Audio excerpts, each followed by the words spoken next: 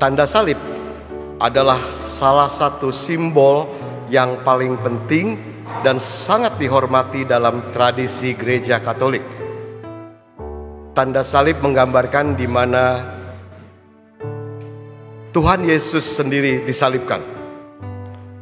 Dan umat Katolik menggunakan tanda salib sebagai pengakuan iman mereka terhadap Yesus Kristus. Tanda salib memiliki makna sangat mendalam dan simbolis yang melambangkan kematian dan kebangkitan Kristus serta cinta dan pengorbanannya yang sangat luar biasa bagi umat manusia.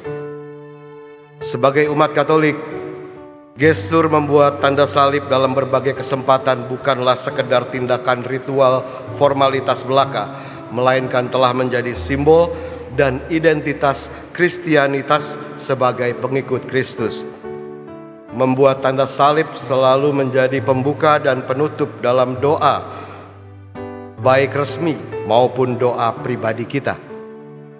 Bahkan dalam kegiatan profan sekalipun, gestur membuat tanda salib sering dijadikan sebagai sebuah kekuatan, perlindungan diri, tanda keselamatan, tanda keberuntungan, dan hal-hal positif lain yang dapat membuat hidup kita menjadi lebih baik lagi. Kesaksian pertama tentang gestur membuat tanda salib terjadi pada masa-masa awal bapak-bapak gereja yang dimulai oleh Santo Tertullianus. Dalam De Corona 3 nomor 4 sekitar tahun 240, Santo Tertullianus menegaskan agar kita membuat tanda salib dalam hidup sehari-hari. Hendaknya kita menandai dahi kita dengan tanda salib, yakni dalam perjalanan, pada saat keluar dan masuk rumah, pada saat sebelum dan sesudah tidur, pada saat sebelum dan sesudah makan, dan dalam segala pekerjaan dan aktivitas yang akan kita lakukan.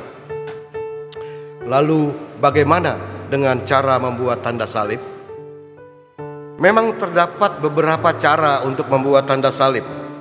Namun yang terpenting di sini adalah makna yang ingin disampaikannya dan penghayatan dari orang yang membuat tanda salib ini. Maka cara yang mendetail sebenarnya tidak terlalu menjadi masalah.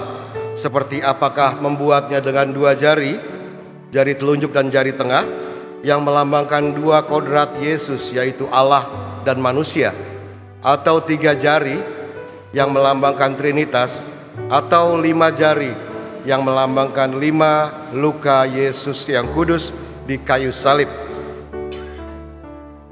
atau arah salibnya dari kanan ke kiri seperti yang dilakukan oleh gereja-gereja timur dan ortodoks, atau dari kiri lalu menuju ke kanan seperti yang dilakukan oleh kita semua, gereja Katolik Roma. Kita tahu bahwa pada saat melakukan tanda salib kita mengucapkan formulasi Trinitaris, yakni dalam nama Bapa dan Putra dan Roh Kudus. Amin.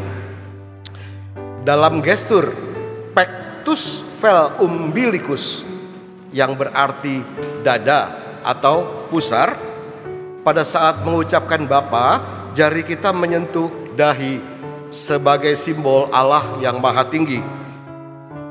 Setelah itu pada saat mengucapkan Putra, jari kita menyentuh dada atau pusar. Dada, pectus,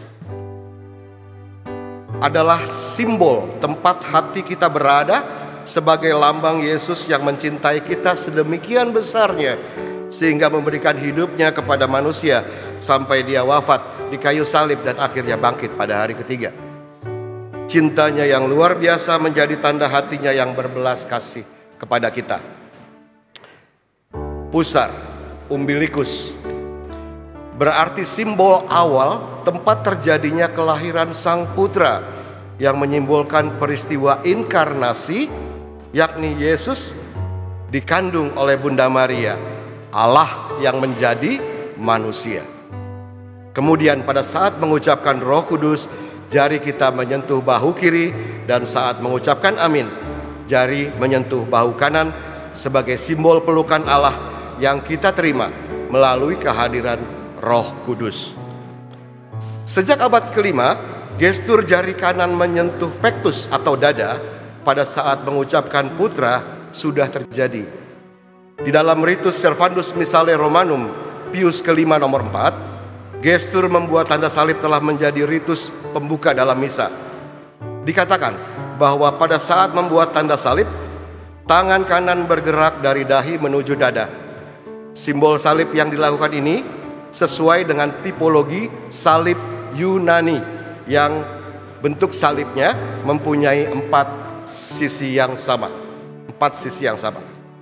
Akan tetapi, sekitar abad ke-16 ada perubahan dari salib Yunani menjadi salib Romawi yang memiliki 3 sisi yang sama, namun memiliki satu sisi yang lebih panjang, sisi vertikal yang lebih panjang dibandingkan dengan yang lain.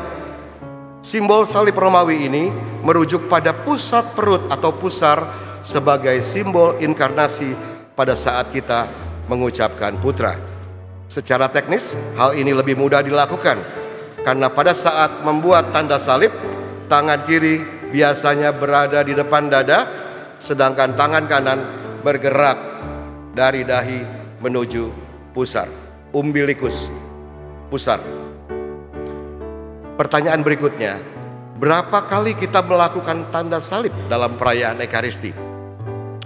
Dalam perayaan Ekaristi, umat membuat tanda salib bersama-sama dengan umat yang lainnya hanya 2 kali saja.